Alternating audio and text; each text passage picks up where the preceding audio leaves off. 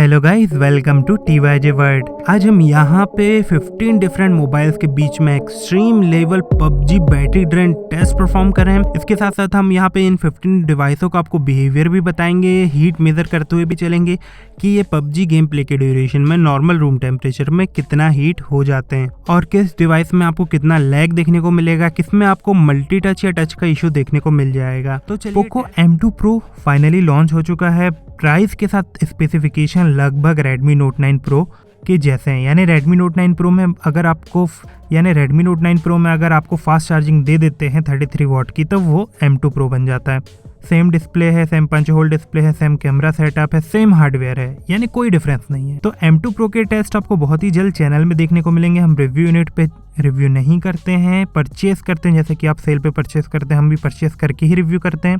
तो अगर अभी आपको M2 Pro का एक ओवरलुक लेना है कि किस तरह की इसकी परफॉर्मेंस रहेगी, तो एग्जैक्ट 9 Pro के जैसा इसकी परफॉर्मेंस रहने वाली, क्योंकि सेम हार्डवेयर है, सेम सॉफ्टवेयर है, सेम डिस्प्ले है, तो परफॉर्मेंस में आपको कोई डिफरेंस देखने को नहीं मिलने वाला है। इसलिए एक ओवरलुक लेना, एक जज करना है तो 9 Pro की परफॉर्मेंस से आप कर सकते हैं। तो चलिए टेस्ट स्टार्ट करते हैं। तो अगर हम यहाँ पे डिवाइस की बात करें तो आज हम यहाँ पे Moto One Fusion Plus, Redmi Note 9 Pro Max, Realme X3 Super Zoom, Poco X2, Realme 6 Pro, Redmi Note 9 Pro, Realme X2, Redmi K20 Pro, Samsung M31, Realme XT, Redmi Note 8 Pro, Realme 6, Vivo Z1X, Redmi Note 9 Pro, Vivo Z1 Pro। इसके साथ साथ Realme X3 super zoom और Realme X3 दोनों में hardware same है, बस कैमरे में फ़र्क है, इसीलिए दोनों की परफॉर्मेंस आपको सेम ही देखने को मिलेगी। इसलिए अगर आपको Realme X3 को भी कंसीडर करना है तो वो Realme X3 जूम से आप कर सकते हैं, क्योंकि दोनों एग्जैक्ट सेम है, सिर्फ दोनों में जूम लेंस का फर्क है, जो दोनों के बीच में कोई डिफरेंस क्रिएट नहीं करेगा परफॉर्मेंस में। तो आप देख सकते हैं हमने इन डिवाइसों को कंप्लीट चार्ज किया था, यानी 100% बैटरी कैपेसिटी थी,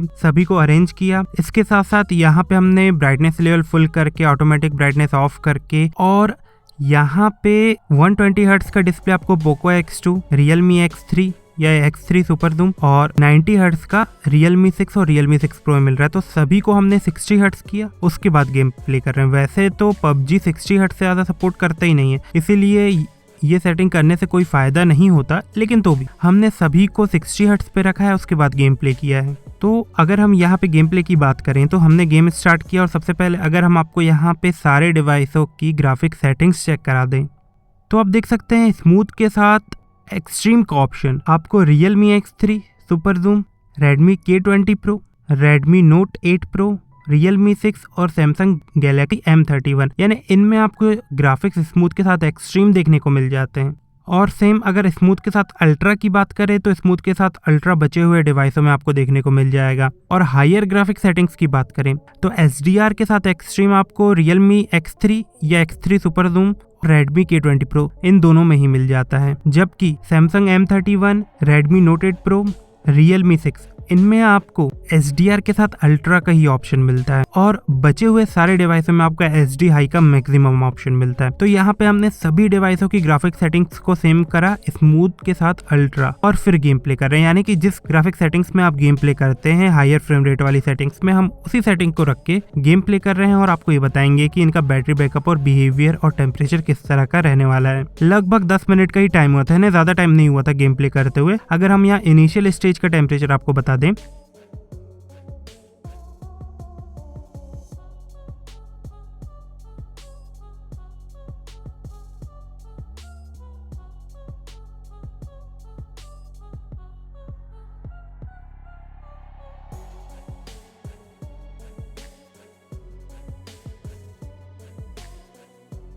इसके साथ साथ अगर हम यहाँ पे मैक्सिमम टेम्परेचर अब आपको बता दें तो 2 आवर 33 मिनट के आसपास का टाइम हो गया था कंटिन्यूसली गेम प्ले करते हुए। तो मैक्सिमम टेम्परेचर जो हमें डिवाइस में देखने को मिला वेदर कंडीशन के हिसाब से, जो फिलहाल थोड़ी लो हो चुकी है, तो भी 40 डिग्री का जा चुका है Moto One Fusion Plus में, 41 डिग्री का जा चुका है Redmi Note 9 Pro Max में, जबकि 42 डिग्री का जा चुका है Realme X3 सुपर जूम में, और 44 डिग्री का जा चुका है Poco X2 में, यानी 44.8 डिग्री जा चुका है इसमें तो, और 44 डिग्री का Redmi K20 Pro में भी जा चुका है, जबकि 42 डिग्री के आसपास है Realme X2 में, और 42 डिग्री के आसपास है Redmi Note 9 Pro में,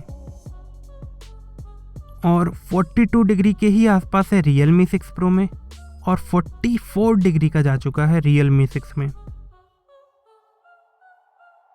41 डिग्री का है Redmi Note 8 Pro में, और लगभग 42 डिग्री के आसपास है Realme XT में।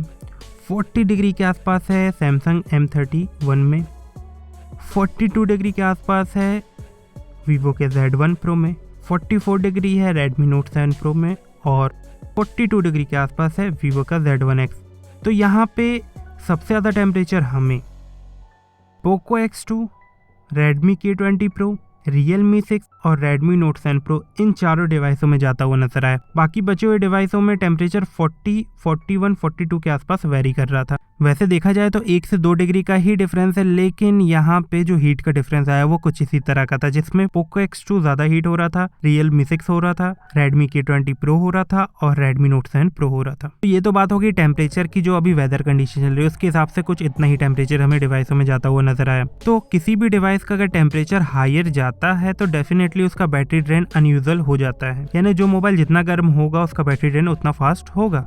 इसके साथ साथ अगर हम यहाँ पे गेम प्ले की बात करें तो गेम प्ले वैसे तो हमें सारे डिवाइसों का काफी अच्छा लगा। लैगिंग फ्रेमिंग आपको उतनी देखने को नहीं मिलती, जैसे Redmi Note 7 Pro ये एक ओल्ड डिवाइस है, यानी हार्डवेयर उतना अच्छा नहीं है, तो इसमें आपको लैगिंग फ्रेमिंग देखने को मिल जाती है। Vivo के Z1 Pro में भी थोड़ी बहुत देखने को मिल जाती है, Z1X में भी देखने को मिल जाती है, यानी कि इनमें फ्रेमिंग होती है जो उतना समझ में नहीं आता तो भी होती है। और अगर हम यहाँ पे Redmi K20 Pro की बात करें तो Redmi K20 Pro में प्रॉब्लम यह है कि वो थोड़ा हीट हो जाता है। हीट होने के कारण इसमें कुछ फ्रेमिंग हमें देखने को मिल जाती है, जबकि वो नहीं मिलना चाहिए। ये हाई एंडेड हार्डवेयर के साथ है। Realme X3 की बात करें या Realme X3 Super Zoom, इसमें आपको कोई लैगिंग फ्रेमिंग देखने को नहीं मिलेगी, यानी बहुत कम फ्रेम ड्रॉप रहेगा, बहुत स्मूथ गेम प्ले चलेगा, इवन स्मूथ एक्सट्रीम में भी अगर आप चलाते हैं तो भी। Redmi Note 9 Pro Max में भी आपको लैगिंग फ्रेमिंग बहुत कम देखने को मिलेगी, Redmi Note 9 Pro में भी बहुत कम देखने को मिलेगी, Realme 6 Pro में भी बहुत कम देखने को मिलेगी। Realme 6 और Redmi Note 8 Pro ये दो ऐसे डिवाइस है जिनमें आपको गेम प्ले बहुत अच्छा देखने को मिलेगा। इनमें प्रॉब्लम जाती है जब आप ज्यादा देर गेम प्ले करते हैं तो थोड़े हीट होने लगते हैं मोबाइल, तब थोड़ी लैगिंग फ्रेमिंग होती है, उसके अलावा गेम बहुत स्मूथ चल जाता है। इसके बाद अगर हम यहाँ पे कंप्लीट बैटरी ड्रेन कैलकुलेट करके आपको शो करें तो जो डिवाइस यहाँ पे सबसे पहले डिस्चार्ज हुआ है वो है Redmi का Note 7 Pro। 4 आवर 41 से 4 आवर 42 मिनट में Redmi का Note 7 Pro कंप्लीट डिस्चार्ज हो गया, और इसके कुछ सेकेंड्स बाद ही Poco का X2 भी कंप्लीट डिस्चार्ज हो गया, जिसमें 4500 mAh बैटरी कैपेसिटी मिल रही है। तो यहाँ पे आप देख सकते हैं कि ये दो ऐसे डिवाइस है जो सबसे ज्यादा हीट हो रहे थे कंपैरिजन वाइज अदर के, और ये सबसे पहले डिस्चार्ज भी हो गए हैं। और लगभग इसके 26 मिनट बाद Realme 6 भी कंप्लीट डिस्चार्ज हो गया। Realme 6 के साथ लास्ट के 2% का डिस्चार्जिंग बहुत फास्ट हुआ, हम इवन उसे रिकॉर्ड भी नहीं कर पाए, यानी हम बटन में क्लिक कर ही रहे थे, लास्ट के 2% बचे थे और उसी बीच में ये डिस्चार्ज हो गया। यानी लास्ट के 2% को डिस्चार्ज होने में वैसे Realme के डिवाइसों को काफी टाइम लग जाता है, लेकिन Realme 6 काफी फास्ट डिस्चार्ज हुआ लास्ट के 2% में। 5 ओवर 8 मिनट में Realme 6 कंप्लीट डिस्चार्ज हो गया, जबकि इसके जस्ट 5 मिनट के बाद ही Redmi का Note 8 Pro भी कंप्लीट डिस्चार्ज हो गया। तो Realme 6, Redmi Note 8 Pro ये दोनों में आपको सेम हार्डवेयर लगा मिल रहा है, MediaTek Helio G90T। 4500 mAh 4200 mAh के अप्रॉक्स बैटरी कैपेसिटी है। तो यहाँ पे आप देख सकते हैं इतना ही डिफरेंस है, यानी दोनों के बीच में 5 मिनट का ही डिफरेंस आया है। और हीट के मामले में Realme 6 थोड़ा ज्यादा हीट हो रहा था Redmi Note 8 Pro से, और Redmi Note 8 Pro के लगभग 5 मिनट के बाद ही Realme X3 Super Zoom भी कंप्लीट डिस्चार्ज हो गया। 5 ओवर 18 मिनट का बैटरी बैकअप दिया, यानी 4200 mAh battery capacity, Snapdragon 855 plus, और उसके बाद यहाँ जो उसका बैटरी बैकअप मिला है वो 5 ओवर 18 मिनट का बैटरी बैकअप तो काफी अच्छा है, लेकिन कंपैरिजन वाइज आप देख सकते हैं अदर डिवाइस जो सेम बैटरी कैपेसिटी वाले हैं वो अभी चल रहे हैं, या इवन कम बैटरी कैपेसिटी वाले हैं वो अभी चल रहे हैं। और Realme X3 Super Zoom का एज अ Realme X3 भी ट्रीट कर सकते हैं, क्योंकि हार्डवेयर एग्जैक्ट सेम है, परफॉर्मेंस एग्जैक्ट सेम है, बस कैमरे में डिफरेंस है। और Realme X3 Super Zoom के लगभग 10 मिनट के बाद ही Redmi का K20 Pro भी कंप्लीट डिस्चार्ज हो गया। 5 ओवर 28 मिनट का टाइम लिया Redmi के K20 Pro ने अपने आप को कंप्लीट डिस्चार्ज करने में, यानी कि अभी तक जो डिवाइस डिस्चार्ज हो चुके हैं उसमें है Redmi Note 7 Pro, Poco X2, Realme 6, Redmi Note 8 Pro, Realme X3, X3 Super Zoom, Redmi K20 Pro। अब हमारे पास जो डिवाइस बचे हैं उनमें Redmi K20 Pro के बाद जो डिवाइस यहाँ पे डिस्चार्ज हुआ वो लगभग 19 मिनट बाद हुआ है, 5 ओवर 47 मिनट में Realme का 6 Pro।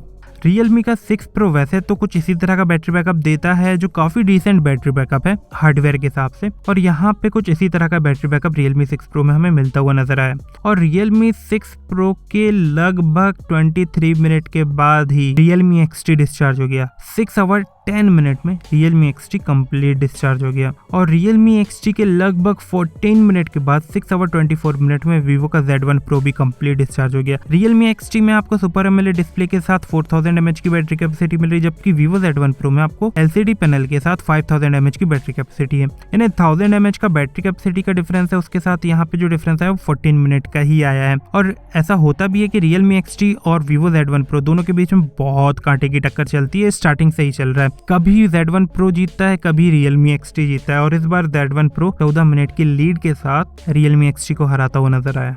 और Vivo Z1 Pro के लगभग 11 मिनट बाद 6 आवर 35 मिनट में Redmi का Note 9 Pro Max भी कंप्लीट डिस्चार्ज हो गया।